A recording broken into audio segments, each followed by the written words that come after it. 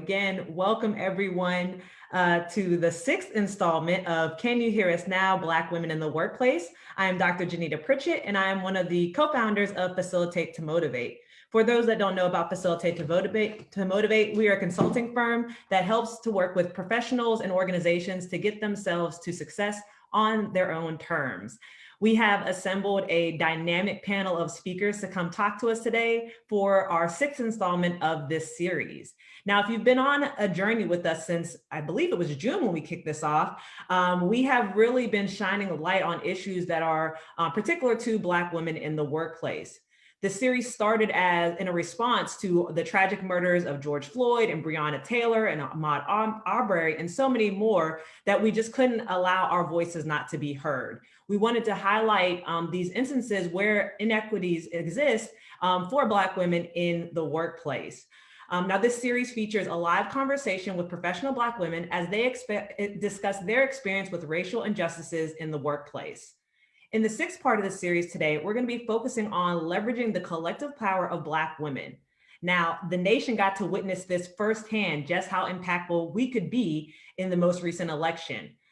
Black women rallied together and came out in historic proportions to help seal the deal in electing President-elect Joe Biden and Madam Vice President-elect Kamala Harris. Now, this same power can be transitioned into the workplace, and today we want to shine light on how our respected panelists have been able to do just that. So we've assembled a group of trailblazing women to share their experiences and to provide strategies for improving the overall climate within the organization. Our goal is to use our platform to provide a comfortable space for professional Black women to express their thoughts and feelings on the current climate and how it's impacting their work and interactions with their colleagues. The purpose of these discussions is to educate, inform, and inspire changes that support the success of Black women around the world. So without further ado, I do want to introduce our two phenomenal panelists. First up, we have a returning panelist, a fan favorite, Dr. Candace Ulmer. Dr. Candace Ulmer is a native of South Carolina who graduated from the College of Charleston in 2012 with a BS in chemistry and biochemistry. Furthering her studies, she graduated in May 2016 with a PhD in chemistry as a McKnight Doctoral Fellow from the University of Florida in Dr. Richard Yost Research Group. After her graduate studies, Dr. Ulmer was a NIST NRC postdoctoral research associate. She is currently a clinical chemist at the Centers of Disease Control and Prevention in Atlanta, Georgia. Her responsibilities as project lead and acting chief of the Clinical Reference Laboratory for Cancer, Kidney, and Bone Disease Biomarkers in the Clinical Chemistry branch include the accurate measurement of chronic disease biomarkers and the assessment of clinical analytical methods in patient care. Dr. Ulmer was nominated by the American Association of Clinical Chemistry to serve on the newly formed International Federation of Clinical Chemistry and Laboratory Medicine Committee on Bone Metabolism. She is a co-chair of the American Society for Mass Spectrometry, or ASMS, Clinical Chemistry Interest Group and Publication Committee, and assumes appointed elected memberships in 6 committees for other distinguished scientific organizations. Dr. Ulmer is an advocate for STEM outreach and diversity, equity, and inclusion efforts.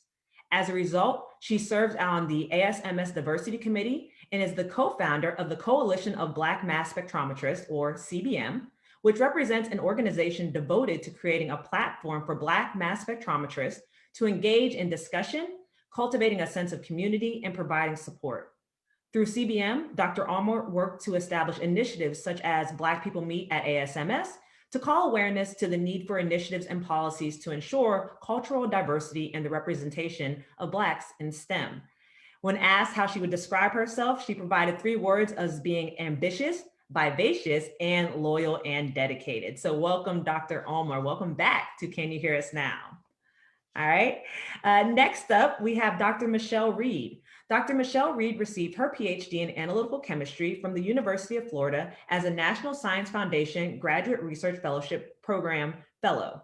Her PhD research pursued understanding whole body exercise physiology and utilization of glucose in mice through lipidomics and metabolomics by UHPLC HRMS.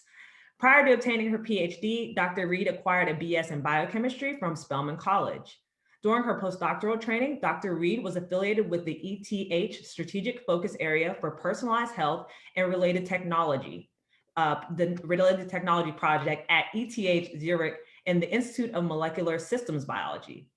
This initiative focuses on standardization, normalization, and harmonization of flow injection analysis mass spectrometry for long-term biological studies. Independently, Dr. Reed obtained funding for a side project with a colleague to study Salmonella subpopulation pathogenesis. Can't say the story. Today's been a fun day. Through metabolomics and transcriptomics data sets. Having recently transitioned to Crystal Therapeutics, Dr. Reed is an EU Horizon 2020 Innovative Associate and Bioanalytical Chemist for the company working on nanomedicine and multi-MSI. When asked how she describes herself, the three words she used were determined, enthusiastic, and resilient. So welcome, Dr. Reed.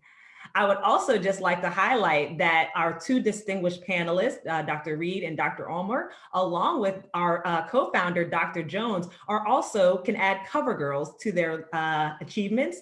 They all were featured on the cover of the Analytical Scientist for their work with CBM. So again, congratulations to you all.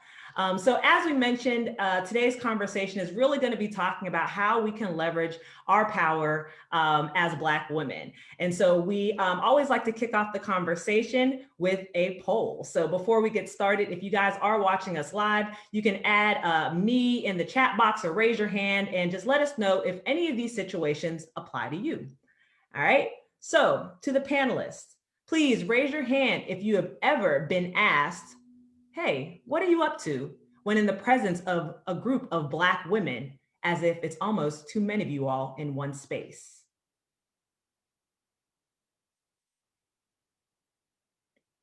All right. Raise your hand if you've had to join forces with other Black women or men to achieve a goal at work. Raise your hand if you have joined an employee resource group or affinity group within your organization to champion a cause. And raise your hand if you have been involved in a grassroots initiative that moved the needle towards a unified goal. And so the beauty of this is we always like to do these polls because we want our audience to see that these discussions that we have are not isolated to one person, one population, but these are really things that are impacting Black women as a whole. And so the word collective power concerns the capacity of a group to realize its common goals. It is the combination of organization, cooperation, morale, and technology that allows one group or a nation to grow and prosper while another one may falter. All right, and so I want to ask our panelists, what does collective power mean to you? How would you define it, and what does it mean to you? And so either one of you all may jump in. Sure, I guess I'll start. So collective power to me is just, the unique impact that a group has, or even a concerted effort by a group or on a joint issue or initiative or directive. And in the midst of, establishing that collective power, I think it's important to have this sense of openness and transparency within the group, and to kind of celebrate those small milestone accomplishments throughout the process of trying to accomplish that goal or that milestone.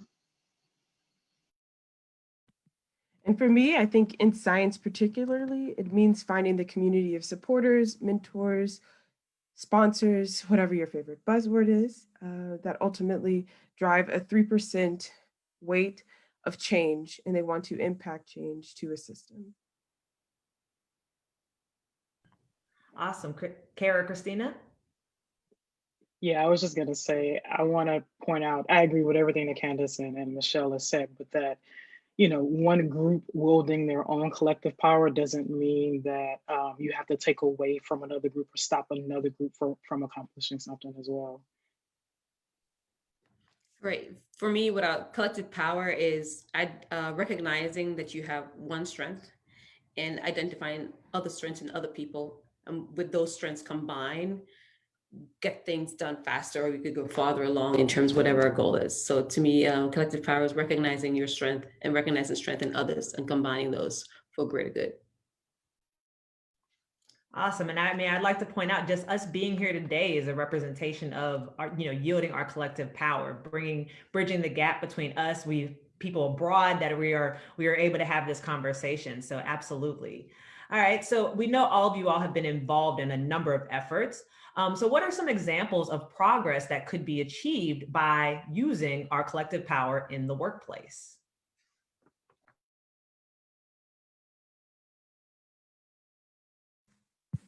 So I think I live in Switzerland, and so I'll give my perspective from Europe, and specifically mainland Europe. I think there is a need here to really come together as a group, as a people, whether it's a minority people group, to really impact change in the executive level. Because I think right now in the US, there may be this growing percentage of minority people groups that are in, and Black women that are within the C-suite. But I think here in Europe, this is extremely rare. So for me, what would be progressive is to see us moving upward in this particular area. Yeah, I think there are a couple different examples of collective power, especially in government, and especially for underrepresented groups. And so one of those organizations is Blacks in Government, which is a collective power that provides a lot of resources and just education and various policies and initiatives for advancing underrepresented groups in government. Something as small as, collecting the data for retention and promotions for underrepresented groups and advocating for those individuals to ensure that they have success in their careers within the government sector. Another one most recently, at the CDC is the 7 Acts of Change. So a couple employees essentially got together and established a document that outlined a couple different issues that are very much so present at the CDC in an effort to try and provide solutions to rectify some of those issues. And so that collective power that this entity had allowed for a lot of those issues that probably had lasted for quite some time at the CDC to become at the forefront and allow a lot of underrepresented groups here at the CDC to finally have their voices be heard. So actually, Dr. Almer, I want to piggyback on with that statement that you just made. Was there any fear, maybe if you can speak from your own personal perspective, or if you know of others, when drafting that document, because that's a very high level document that was sent very high level, was there any fear about possible backlash that might come from combining your efforts to try to address these causes or issues? I'm sure that there was some initial fear with that first group of individuals who kind of drafted the document and kind of proposed some of those changes. However, what they did to kind of alleviate some of that quote unquote backlash is to sign a petition, right? So they had hundreds of individuals, not only within the CDC, but even outside of the CDC, sign in support of those initiatives. And at that point, you can't ignore what was in the document, and you can't just attack one individual or one particular group, because you see that there are now so many other individuals that agree that there needs to be change being held. And so I think that speaks volumes to some of the advantages of having that collective power, right? Because you're a unit, and whenever there is some type of rebuttal, or if there's some type of issue that needs to be addressed towards that unit, you're addressing not one individual person or a few individual people, but the entire collective. Awesome. Kara, Christina, any thoughts on how the collective power could be used in the workplace to achieve some progress? I would say in a conjunction with what Candace just said, in terms of sometimes when we leverage our collective power, we can push for representation at the levels in the organization that we wouldn't otherwise have. When we find that, we put all our heads together and say, hey, this is something that is hurting us. This matters to us as a group. And when we say that with a collective voice, it is louder than one person, stating, then it can't be viewed as a personal vendetta or personal gripe. You have a personal bone to, because if more people are saying the same thing, then you have a greater, I say, strength for people to listen to you, to hear what you're saying. So that's one of the things about collective power, is like you can wield it to be heard on a larger scale, and just one person speaking in a room may not have a bigger impact compared to like 100 people in a room saying the same thing. Yeah, it gives you validation, right? It gives you validation in that, my experience is not, it may be unique in some aspects, but there are other people that are feeling this, but then also validation in that, wherever we're taking our concern to, whoever we're like trying to reach as far as trying to get solutions to problems, it's so many of us with the same issue that you can't just, kind of wave it off as in that only happens to her, or that only happens to the three of them. Yeah, as the saying goes, there's strength in numbers. And so that is definitely the prime reason why you want to bridge and come together with your colleagues, your peers, people around you that are experiencing some of the same issues. Now, again, we've read your very impressive bios. Have you all ever been specifically approached to add your voice to an initiative in the workplace? And if so, from the guise of you being, maybe it wasn't explicitly said, hey, we need a Black woman's opinion, but if you were asked to add your voice, how did that make you feel in those moments? I'm going to take the easy way out here and say that oftentimes it depends on who's asking and what the purpose is. So along those lines, I've been asked specifically at the CDC to get involved with the 7 Acts of Change once the document was already present, as well as most recently, I was nominated by my division to serve on an environmental justice task force. So essentially looking at some of our policies that we have in place now and looking at ways to kind of integrate environmental justice into our everyday activities. And as well as to gain partnership from local communities, state government, along with other federal entities. And so in those 2 situations, I feel honored to kind of serve on those committees to represent not only the Black voice, the female voice, the early career voice, but to represent that of a scientist. And so in those entities, I was more than willing to serve. I felt like I was doing my due diligence, and I was going to have some overall great impact in the end. In other situations where I've been approached to kind of serve on committees for the quote unquote collective power entity, it almost felt like I was meeting a quota. And in that regard, I wasn't as open to kind of serving on that committee because I wanted to be there based on my merit and not because of just the color of my skin or my gender. So I think that's something to always kind of keep in consideration. And I do have to remind myself in those situations, while it may not feel good that I was approached because of gender and my ethnicity, that a lot of times it's important to kind of be the first one so that you can reach back and bring someone else in. So just thinking about the larger long-term impact of what your role will be on some of those committees where you do feel like you're meeting a quota.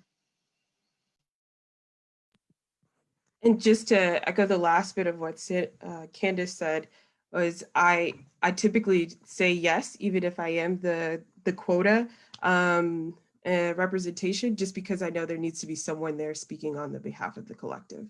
And so for me, unless I'm stretched too thin at the moment, most likely to say yes, although feeling uncomfortable, but still recognizing this is an opportunity to voice a concern that represents minority people groups. So I kind of have a follow-up question. So when you are the only one like on the committee or the panel, do you feel as though do you feel like you still need more of you even then for that validation or for that committee to really understand like your needs or the needs of Black women? So I will say that most recently, I was asked to serve as an editorial advisor on the Analytical Chemist board. And I was very blunt in saying that I didn't want to just be the token Black person. And I asked Christina if she would come along with me and really make sure that we weren't I wasn't the only one at the time. And so I think, although it may be uncomfortable, sometimes you can, at the position we're at, you can speak up and you can ask to bring someone along with you if you're invited to that space. But I will say, yes, there is definitely discomfort that I've experienced here in Europe specifically. But what I recognize being in Switzerland is that there is a discomfort for anyone who is not Swiss. And so I value this this united sense of yes, being a minority. To answer those questions, one thing that comes to my mind whenever I'm asked if I'm the only one, I still go. Because it's like I'd rather someone be in there than no one in there. But what I do though, how I actually bring a collective power in there is like I go back and meet other people like me and be like, hey, this is what's happening. These are the things that are being said. What do you want me to say? What do you think? So I get other people's perspective to take along with me. I may be the only face in there, but I may not be the only voice in there, because I will tap into my people outside of my network, outside of the room, to make sure that what is happening in there goes further than just me in there. Because I don't believe, and I always say that to anyone else, if you're the only one to talk, one go, but when you come out, reach out to the others who are out there, whose voices are also necessary, and be that, the channel for those voices in the room. And that's what I tend to do most times.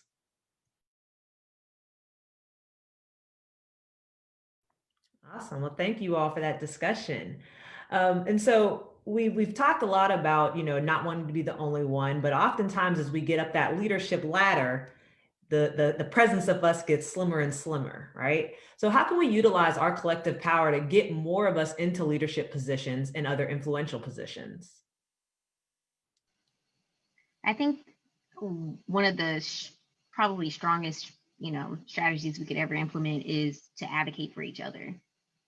Whenever there's an opportunity that presents itself, if they aren't aware that there's someone else who is eligible for that position or eligible for that award, to mention their name.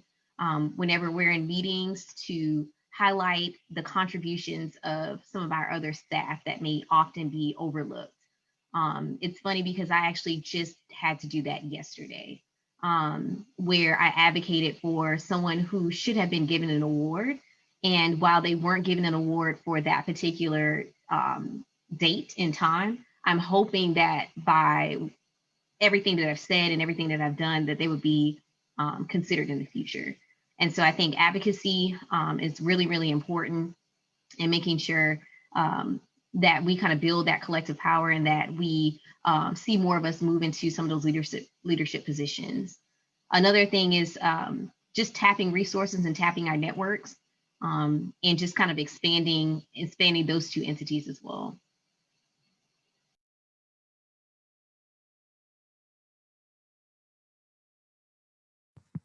I agree with everything Candace said. My biggest way of moving forward is networking.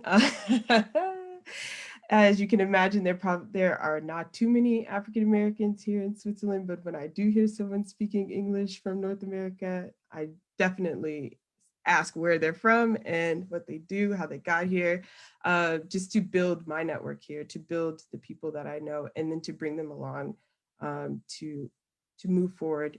Whether it is in the workplace or just in the community, in the society we live in, change. Yeah, and then while Michelle was speaking, something that she said kind of prompted this too. The less conventional route is to create your own organization to drive more awareness to the issues, to try to come up with solutions, to be the voice. And so that requires a lot more effort, a lot more time, but it's very doable. And like we've already kind of talked about, where your voice is heard more when there's more people speaking, a larger number, a larger impact is the result. by establishing some of those organizations, you allow for that to happen. Like Candace just triggered something in my thought right now. When we're thinking of how do we use that power to get more people in, more, people like look like us in positions of leadership. One of the things that we can do is like build each other. If I've been in an organization for 20 years, but I realized, it is stagnant, that I shouldn't be shouldn't be like, well, there's nothing further to do. I can use the skills that I have and help another person navigate and, avoid the traps or the pitfalls that I fell into because I've been there for so long and was not. So if I use my knowledge and awareness to build someone else coming along the way and keep doors open as we move. If you go up further now, keep a door open for someone else. As you go up, we took a hand out and bring someone else on with you. And that has to be the consistent way that we do it. And we have to ask ourselves, why is this happening? Why no one looks like us in this organization? And figuring out the why, and then figuring out a way how to resolve, or get around or fix or go through that why to get people there. It's a lot of work that we have to do among ourselves as women, especially Black women, to build each other, because there's a tendency to want us to compete with each other. And the more we remain competitive, the less likely we are to rise because, we're like, well, oh, Ken's got a promotion.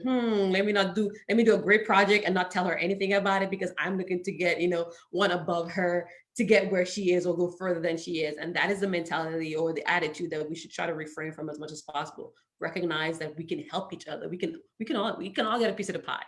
The more you bite out of the pie, the bigger the pie get. That's a fact. Yeah, I think something that's underlying all of the responses is just being intentional. Let's self-advocate. Let's build those coming under us, but then also like be intentional in all of this. Have that as a goal, right? Like we need to have more Black female leadership in this organization. So that's the goal of our collective power. So let's work together intentionally to make that happen. I love that, intentionally working towards a goal.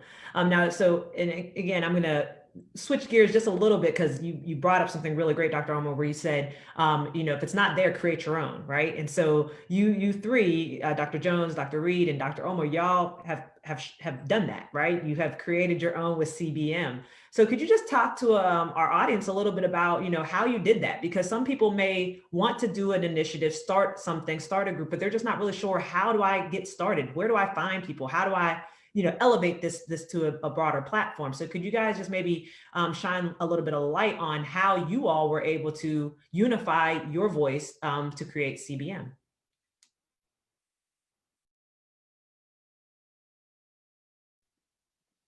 Candace, go ahead, start us off.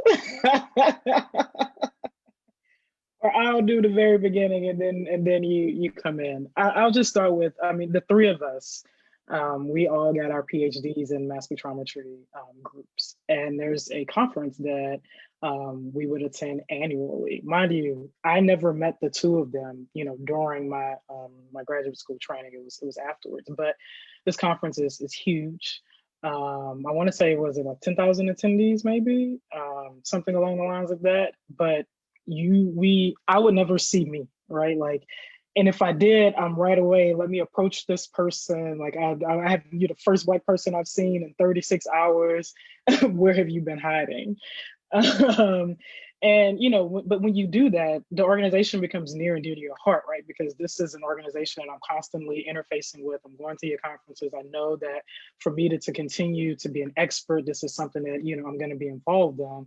But I don't see anything that really, anyone who looks like me, I don't see anyone on your board or just kind of like moving and shaking within an organization that looks like me. And that's problematic.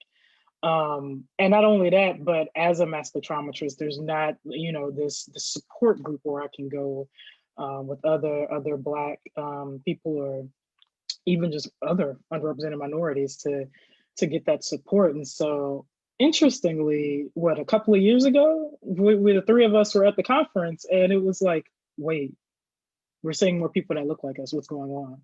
Like, are we at the point where there's a critical mass now to either just start having activities? The conference, during its annual conference, there's different groups do different like social things. I might get together for dinner, get together for lunch. A couple of them have their own kind of workshops at the end of the day at the conference. And so, it was just more like okay, maybe we have a critical mass and we can start doing things for Black mass spectrometrists that attend this conference. Yeah, and then, you know, in the midst of some of our conversations, another initiative that we wanted to make sure that we tackle with CBM is a lot of times when opportunities present themselves for speakers and for posters and for project ideas, it's like we're always tapping the same people. And I'm like, there has to be more of us out here. We see it here at this conference that our masses are growing. And Christina said we hit a critical mass. That means we move from one person to three people, three underrepresented African-American or Black people at this conference. And now we got about 10. So we're still pretty low, but we're getting there. But anyways, what we're saying is that with mass spectrometry being such a specialized field within chemistry, there are still a lot of us very much so present. And so you don't always have to go to the same people. And so when opportunities present themselves from vendors, from instrument companies for various projects, why not utilize some of these people? And so we wanted to kind of showcase some of the talent that we have amongst Black mass spectrometrists. Yeah, and that was key. And then they helped us also secure jobs. Nice. So Michelle, you should have started. Thank you for sharing that. And again, their efforts have landed them on the cover. So they're making some great waves in the mass spec field. And so you guys talked a little bit about, you know, the importance of, you know, you hit that critical mass, but for that initiative or any initiative that you guys may have been involved in, what role might sponsors or did sponsors or advocates play when you guys were seeking to really maximize your collective power? How have sponsors, advocates, again, those all the good buzzwords, how have they impacted your ability to, you know, go from an idea to seeing things come to fruition?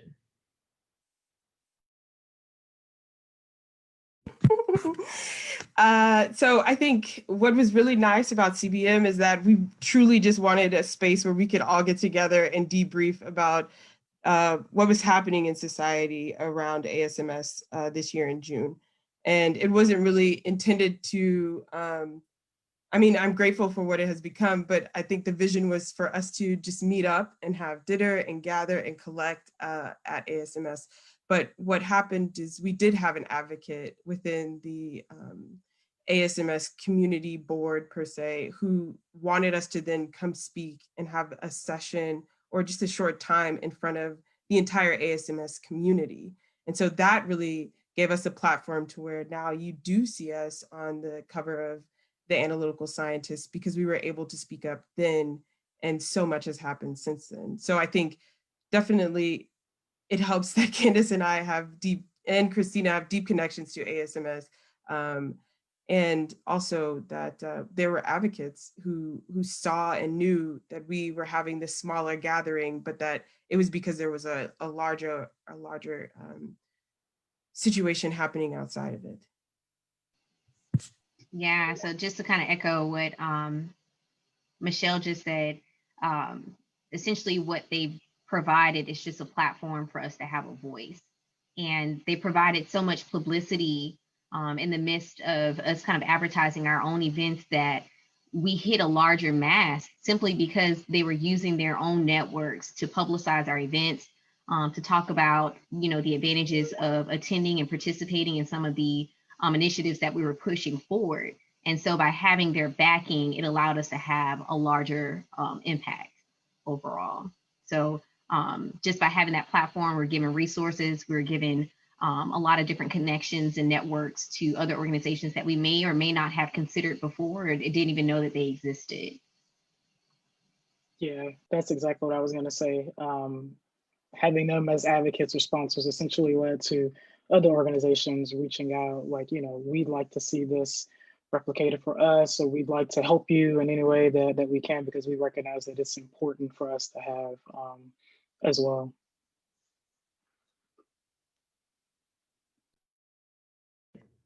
Kara, any thoughts on the role of sponsors or advocates? Sponsors or advocates are always good because they, especially many times they have a broader reach in an organization than you do.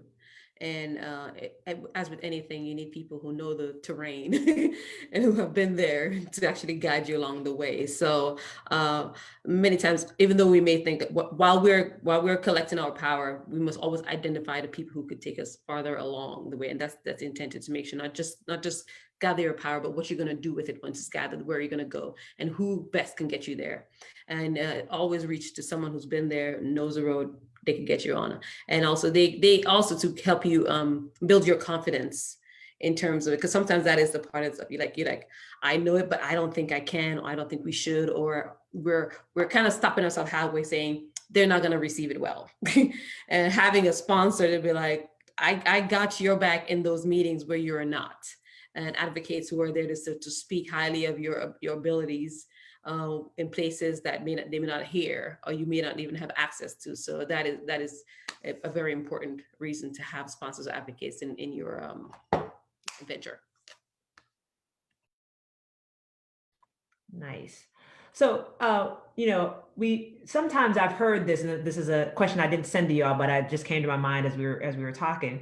But I've seen situations where, there will be a collective group that forms, and then for whatever reason, it may dismantle, and then some interest is stirred up again, and it comes back. So what advice would you give to those naysayers that are like, well, I mean, we already tried this before, it failed before, why are we even doing this? What kind of advice would you give to people that are not necessarily bought into why this is important, why it's important to come together for these issues? I would just tell them that we're a product of that. CBM was definitely something that started as a small dinner get together one year and then didn't happen the second year. And then we were like, okay, let's try to make this a bit more formal, being intentional, like Christina said. And so we're just continue to put forth an effort and be resilient in your pursuits. Like, don't give up in a single year, in a quarter, in whatever the time frame is, and continue to pursue your dream. Yeah, I would just to piggyback off what Michelle said, I agree with everything.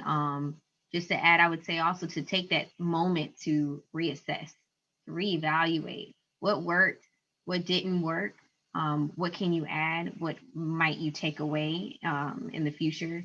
And I'd say that not only for your goals and aspirations for the organization, but also internally, like reassess and reevaluate yourself as many times as needed to determine, are you accomplishing your own goals within this entity for the overall collective power? What is your contribution, and can your method of trying to accomplish those goals for that contribution change? How can you grow? Yeah, I would add to that, say, ask yourself, what is your why? What drives you? Or what is driving the need for you to meet up together? Something inherent in you personally was like, we need more people to do XYZ. And if we have to, any group, you have to always evaluate and reevaluate your why. And the why that you start may not be the same why in a year from now. And that's I think will help or minimize groups starting up and then breaking up and then restarting, because unless we do that constant, okay, my why for 2021 was, I wanted more people to come together and, to have a collective power. My why for 2022 may not be the same. But if I don't ask myself, what is my why for 2022, realizing it's no longer, I don't feel the same as I felt in 2021, you have a higher chance of things just, collapsing and just, withering away. Also, don't spread yourself too thin. It's okay to, achieve the baby goals on the way to the big complex goal. But the second you start spreading yourself too thin, you burn out, and your initiative can die down. And I think you hit the nail on the head when you said, go after those small goals, but not only go after them, but celebrate them. A lot of times we undermine whatever effort. It's like, oh, well, that was just this. It's like, no, but do you know how many hours went into planning just this? So if the same effort that you put into planning it, celebrate that. And that'll help just keep you motivated as you are trying to, ward off the naysayers and keep the party going. And so I do have another question for you all. In your respective organizations, I mean, Candace, you gave a really great example about what the CDC has done, but how has representation in your workplace been impacted by your collective power or the collective power of others?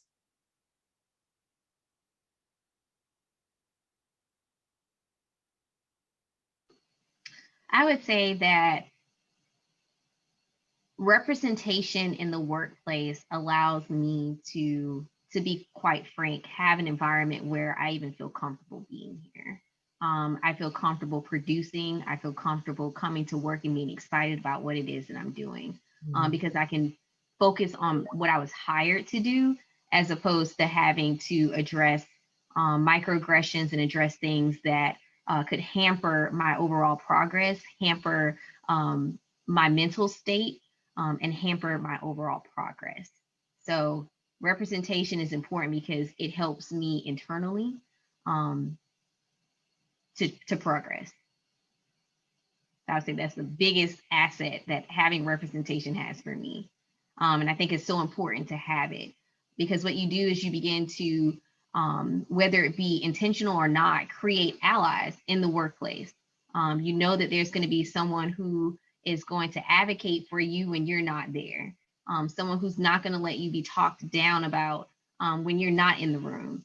And so just having that support, having, I think what was mentioned before is like having that unofficial sponsor, having that person being present gives you that peace of mind, so that you don't feel like you have to be 15 different places at once in order to be included. And I'm transitioning to a new company right now in the midst. And so my hope is that because it is a smaller company, we just all work together as a team and we get along and support one another to try to reach the end goal. In my previous institution, as I mentioned, I was the only African-American, and there was one other Black person in the building and on the campus. And so I think my collective looked very different than what it would have been in the US with being an alum of Spelman. And so I would say that here I've really been challenged to find a different representation and understand what representation looks like in an international scale, as opposed to something that I'm very used to in America, being a politically correct space, in Europe not being one. And so it's been an adjustment, but I would echo the same thing that Candace has said. When you have your collective, when you have your group of people that you know are supporting you, whether you're there or not, you feel so much more comfortable. And that is something that I also feel that I'm able to progress because of the comfort. Yeah, actually, as Candace was saying her response, it made me think back to when I first started my current job. And there was no collective power, the location that I was at. But a couple of months into it, I go to a conference that Janita was also at. And the second she met me, the first thing she tells me is, "Oh my God, I've been looking for you." And right away, it was just like, oh, there's support somewhere within the organization. And it made me feel like so good, like so much better about my job, you know? And so you are so right in that. I mean, just having the critical mass, having a collective power, like one of the very first things that it does is just make you feel comfortable in your workspace, which is vital. I would add to that, it's like, I think Michelle alluded to it. What does representation look like for you specifically as a person looking for representation? Because someone might assume for me, representation means Black female, may not be, you know, representation may be someone like, so for me as an immigrant to the US, You know, I might look for that representation, the people who were not born and raised in the US, who are in an organization and achieving, success in a certain thing. So for me, that may be representation. I want to see that. So wherever you go, what do you identify with most? You have to be, I say, knowledgeable about that for yourself. Like I would say, know yourself before you can lead yourself. So know what matters to you at that moment, and what is representation for me in one organization may not be the same when I go to another organization. And we are constantly growing. As we're growing, we have new needs as we progress in our careers and our lives. And it's to be a constant tap into yourself. Always check the pulse. What do I need right now? What I need to see right now, where I am to get where I want to go. And so that's, I think, the importance of having knowing what representation means, and where to look for it, and how to look for it, and how to advocate for more of it wherever you are. Absolutely. Well, we're almost at the tail end of our discussion, but I want to throw one other kind of, not a curveball question up to you guys, but I just want to know your personal thoughts. And just in the moment when Madam President-elect sealed the deal, what did that mean to you? And how did it make you feel when those words scrolled across either your screen or on your phone, you got a text message? How did you feel in those moments? I want to jump in real quick right here for what when I just talked about that representation of immigrants, that part to me, and that her parents came from out of the US and then they brought her there. And there's always a tendency to question, are you really American?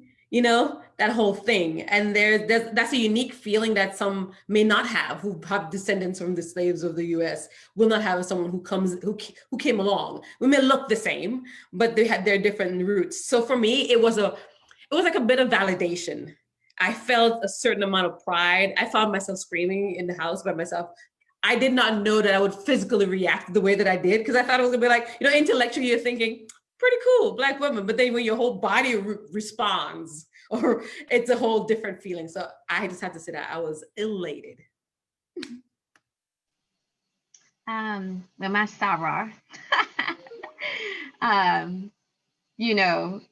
moved in. I felt like was mentioned a sense of pride, and I felt very proud. I felt proud to be Black. I felt proud to be a member of this national organization that just became a lot more public. And I felt hopeful for what the future would look like with her in office.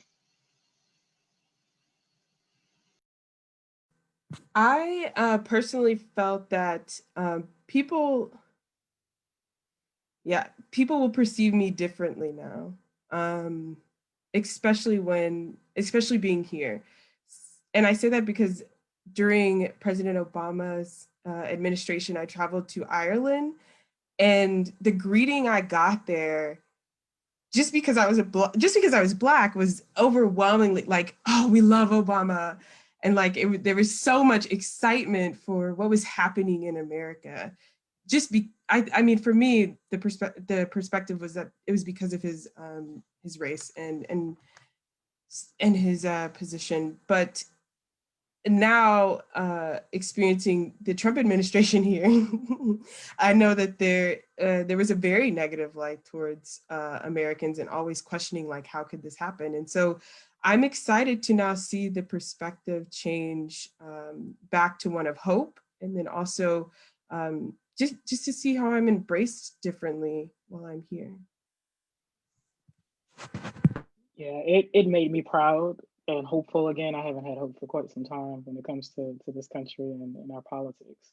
But one of the things, I guess, more recently since the election has taken place is, there's been all of the hype around Biden and him like having this administration that's the most diverse. And, it's like Kamala's kind of, her people have, there's been some light shown on it, but honestly, I'm just like, she is brandishing collective power. Her spokeswoman, her chief of staff, they are women, they are Black women. I think those two. She has a policy advisor that's a woman of color. She has, someone else that I think is the daughter of immigrants. So things like that really makes me excited, because I'm like, she's building this collective power around her when, I mean, she has power, right? But just seeing her use that to make sure that, okay, we already know how Black women shape American politics, and how we're always giving so much of ourselves. So to see that being recognized, and you know what I'm saying, those women are included in her staff and you know her branch of the administration. I love it, and it makes me hopeful. For me, I felt one of those scenarios of like seeing her win felt like we all won. And that's kind of the outlook I have when I see any of my friends succeeding at their initiative, succeeding at their whatever goal that they have. In that moment, that very moment, I just remember being like, oh my gosh, we won. Like this is good. Like this is all of us. This is a win for everybody. And so I think that to me is probably one of the biggest strengths that collective power that brings is like, wow, there may be this one face of the initiative or one face that we are showcasing. There's so many people under them that are impacted by whatever the outcome is of a decision, a goal, or a mission. It was a beautiful feeling. And yeah, for once, I think in a long time, I too had more hope. And so we are hoping that as our audience is listening on this conversation about collective power, that you all feel inspired to connect with people and start working towards unifying some goals and coming up with strategies to achieve them. Now, before we do close out, I do want to give our panelists an opportunity to just let people know how they can reach you or how they can learn more about any of the initiatives that you guys are doing, and then we will conclude our discussion for today. So Dr. Reed or Dr. Omar, feel free to unmute and let us know how to reach you. Well, in most days in the lab at CDC. Kind of difficult to get in here, but you can definitely reach me virtually. I'm on LinkedIn as well as on Twitter. My Twitter handle is Dr. Candace_EU. And if you're interested in learning more about CBM, feel free to look our group up on the LinkedIn platform.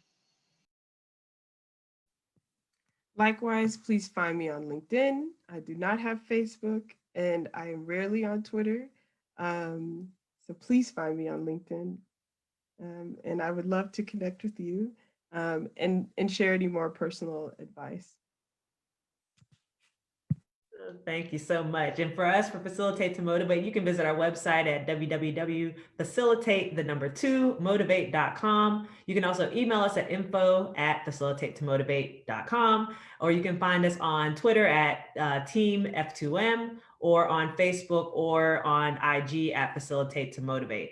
It has been a pleasure spending the lunchtime hour with you all and getting to hear how you guys have leveraged your collective powers. And we hope that others in the audience feel inspired to do the same. Thank you all so much for joining us, and you guys have a great day, and we will talk to you all at a later time. See you guys later.